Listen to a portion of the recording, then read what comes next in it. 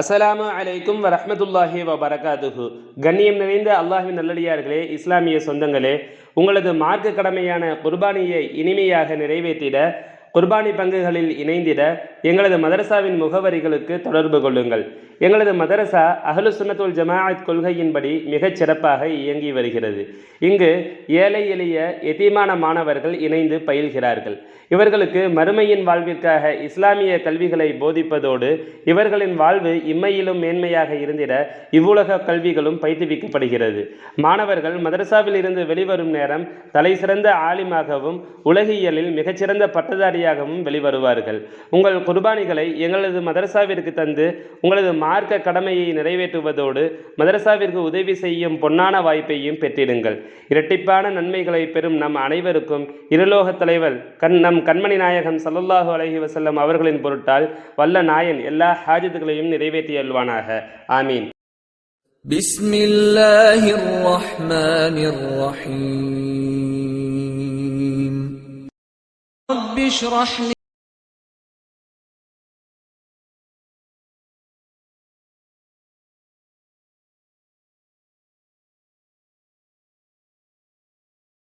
அஸ்ஸலாமு அலைக்கும் வரஹ்மத்துல்லாஹி வபரகாதுஹு. கண்ணியம் நிறைந்தவர்களே, புனிதமான நமது இஸ்லாமிய மார்க்கத்தில் நிறைய குழப்பங்களை திணித்து கொண்டேதான் இருக்கின்றார்கள். இவைகளுக்கு மத்தியிலே நாம் வாழ்ந்து கொண்டிருக்கக்கூடிய சமயத்தில் இந்த குழப்பங்களிலிருந்து நாம் தவிர்ந்து கொள்வது எப்படி என்பதை பற்றித்தான் இந்த தொடரிலே நாம் பார்க்க இருக்கின்றோம். இந்த குழப்பங்கள் ஏன் இஸ்லாமிய மார்க்கத்தில் ஏற்படுகின்றது என்பதாக பார்த்தோமேயானால், அல்லாஹ் தஆலா தனது திருமறையிலே கூறுவதை போன்று அல்லாஹ் கேட்கிறான் அல்லவா, லிம தல்பிசூன அல் ஹக்க பில் பாத்திலி, ஏன் நீங்கள் உண்மையை பொய்களோடு கலந்து விடுகிறீர்கள் என்பதாக கேட்கிறான் அல்லவா. அதுபோன்று போலிகளின் கலத்தல் என்பதுதான் இதற்கு முக்கியமான காரணமாக இருக்கின்றது. இமாம் கஸ்ஸாலி ரஹ்மத்துல்லாஹி அலைஹி அதற்காகத்தான் மார்க்க அறிஞர்கள் என்று இருந்தால் கூட, மார்க்கத்தை கற்றுக்கொண்டு வந்தவர்கள் என்று இருந்தால் கூட, அவர்களிலும் எல்லோரும் உண்மையானவர்கள் என்பதாக கூறிவிட முடியாது என்பதாக ஆலிம்களை, அறிஞர்களை இரண்டு வகையாக பிரித்து கூறுகின்றார்கள். ஒன்று ஆலிமே ரப்பானி, இறைவனுக்காக படித்தவர்கள், இறைவனுக்காக தனது மார்க்கத்தை கற்று இறைவனுக்காக செயல்படக்கூடியவர்கள். இன்னும் சிலர் ஆலிமே ஷைத்தானி, இவர்களும் மார்க்க அறிஞர்கள் என்ற போர்வையில் தான் இருப்பார்கள். ஆனால் இவர்களுடைய நோக்கம் மார்க்கம் என்பதை தாண்டி, அல்லாஹ் என்பதை தாண்டி உலக ஆதாயங்கள், நாம் பேர் எடுக்க வேண்டும், புகழ் பெற வேண்டும், இந்த உலக ஆதாயங்களுக்காக நாம் பணங்களை சம்பாதிக்க வேண்டும் என்பது போன்ற இவர்களுடைய தோரணைகள் இருக்கும். ஆகையினால் தான் இமாம் கஸ்ஸாலி ரஹ்மத்துல்லாஹி அலைஹி மார்க்க அறிஞர்களையும் இரண்டு வகையாக பிரித்து கூறுகின்றார்கள். ஏன் இவைகளை பற்றி, இவர்களை பற்றி நாம் அறிந்து கொள்ள வேண்டும் என்பதற்கான காரணமும் மிக முக்கியம்தான்.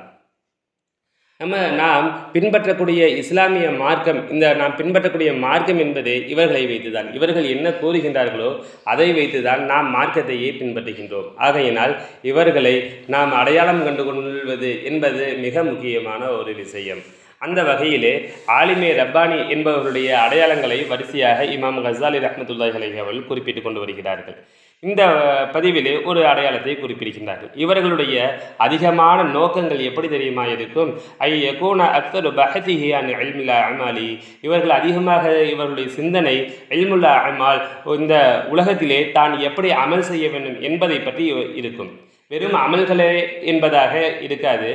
அம்மா யுஃப்சிதுஹா, அந்த அமல்களை விட்டும் தன்னை தடுப்பது எது எதுவெல்லாம், யுஷப்பிஷுல் குலூப, தன்னுடைய மனங்களை எது எதுவெல்லாம் குழப்புகின்றது, யுஹீஜுல் வஸ்வாஸ, ஒரு மனிதனுக்கு இந்த வஸ்வாஸ் எனப்படக்கூடிய அந்த சந்தேகங்களை எது எதுவெல்லாம் உண்டு பண்ணுகிறது என்பதை பற்றியெல்லாம் அந்த ஆலிம் பேசக்கூடியவராக இருப்பார். இப்படிப்பட்ட நபர்களும் உண்மையான ஆலிம்களோடு சேர்ந்தவர்கள் என்பதாக சொல்றாங்க.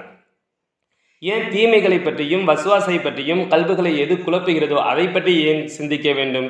அதற்கான காரணத்தை குறிப்பிடுகின்றார்கள். இன்ன அஸ்லத்தீனி அத்தவக்கி மினஷதி, இந்த மார்க்கத்தினுடைய முதன்மையான அரண் எது தெரியுமா?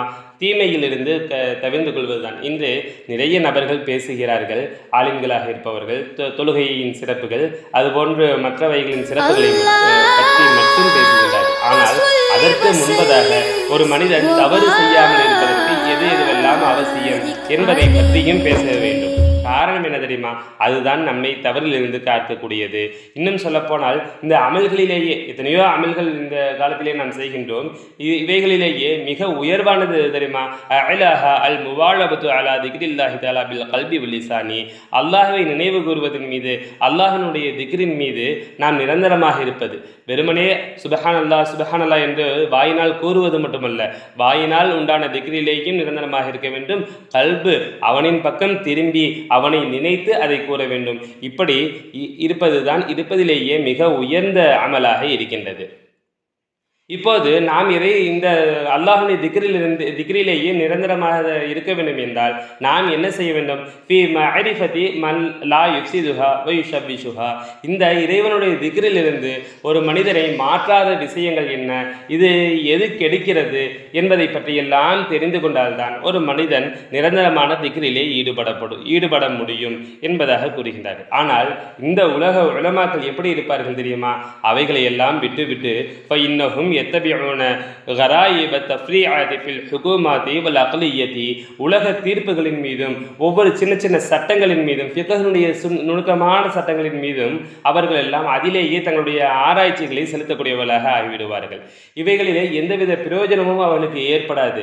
அப்படி இருந்தாலும் கூட இந்த மார்க்க சட்டங்களிலே தொழுகையிலே தக்பீரை எப்படி கட்ட வேண்டும், அதே போன்று மற்ற விஷயங்களை எப்படி செய்ய வேண்டும், இது போன்ற விஷயங்கள் மட்டுமே தங்களது வாழ்நாள்களிலே அவர்கள் ஈடுபடக்கூடியவர்களாக இருப்பார்கள். இவைகளெல்லாம் அவர்களுக்கு பிரயோஜனம் தரும் தான். ஆனால் இதை அடுத்தவர்களுக்கு மட்டும்தான் பிரயோஜனம் தரும், இவர்களுக்கு பிரயோஜனம் தராது. ஒரு மனிதர் ஒரு வீடை கட்டுகின்றார், கட்டி மிக அழகாக வாழுகின்றார். அந்த வாழ்க்கையிலே அவர் கட்டி முடிப்பதற்குள் அவர் மரணித்து விடுகிறார். அப்போது அந்த வீட்டிலே இவர் தங்க முடியாது, பிறருக்கு இவர் கட்டி வைத்து விடுகிறார். ஆனால் இவர் அந்த வீட்டிலே வாழ முடிவதில்லை. இது போன்று அவர்களுடைய நிலைமையாகிவிடும். இப்போது இந்த மார்க்க சட்டங்களை ஆராய வேண்டாம் என்று கூறுவது இமாம் கஸாலி ரஹ்மத்துல்லாஹி அலைஹி அவருடைய நோக்கம் அல்ல. ஆனாலும் அவர்கள் கூறுகின்றார்கள், இவர்களுக்கு எது மிக அவசியமோ அதை இவர்கள் விட்டு விடுவார்கள். பல இரவுகளும் பல பகல்களும் இவர்கள் இது போன்ற விஷயங்களிலேயே இந்த உலக ரீதியான இந்த மார்க்க சட்டங்களில் மட்டுமே இவர்களுடைய கவனத்தை செலுத்தக்கூடியவர்களாக இருப்பார்கள். ஆனாலும் இதிலே நிறைய நபர்கள் ஈடுபட்டு இருப்பார்கள். அதோடு சேர்ந்து இவர்களும் ஈடுபட்டு கொண்டே இருப்பார்கள். தங்களுக்கு அதைவிட மிக முக்கியமான இந்த உள்ளத்திலிருந்து இறைவனுடைய நினைவுகளை அனுதினமும் நமக்கு தரக்கூடிய விஷயங்கள் என்ன என்பதை பற்றி யோசிக்காமல் இதை பற்றி மட்டுமே யோசித்துக் கொண்டிருப்பார்கள் என்பதாக குறிப்பிடுகிறார்கள் இமாம் கஸாலி ரஹ்மத்துல்லாஹி அலைஹி. மேலும் இப்படியெல்லாம் இருந்தால் கூட இதிலும் மிக வேடிக்கையான விஷயம் என்ன தெரியுமா? இந்த உலகத்தில் வாழக்கூடிய மக்கள் எல்லாம் அவர்களுக்கு பெயர் வைத்திருப்பார்கள். ஃபாலிலன், அவர் மிகச்சிறந்த ஆலிம் என்பதாக குறிப்பிடுவார்கள். முஹக்கிகன், அவர் மிக திறமை வாய்ந்தவர். ஆலிமன் பித்தகாயிகி, நிறைய நுட்பமான விஷயங்களை எல்லாம் இவர் தெரிந்து வைத்திருக்கிறார் என்பதாகவெல்லாம் இந்த உலகத்தில் அவருக்கு பெயர் கொடுக்கப்படும். இப்படிப்பட்ட மனிதர்கள் தான் நிறைய நல்ல ஆலிம்கள் என்பதாக இந்த காலத்திலே நாம் குறிப்பிடுகின்றோம். இவருக்கு அல்லாஹ்விடத்தில் கிடைக்கக்கூடிய கூலி என்ன தெரியுமா? இமாம் கஸாலி ரஹ்மத்துல்லாஹி அலைஹி அவர்கள் குறிப்பிடுகிறார்கள், இந்த உலக மக்கள் அவரை ஏற்றுக்கொள்கிறார்கள் என்பதை தவிர, இந்த உலகத்திலே தவிர அவர் நாளை மறுமையிலே அல்லாஹ்விடத்திலே எந்தவித பயனையும் பெற்றுக்கொள்ள மாட்டார்கள் என்பதாக இமாம் கஸாலி ரஹ்மத்துல்லாஹி அலைஹி அவர்கள் குறிப்பிட்டுவிட்டு,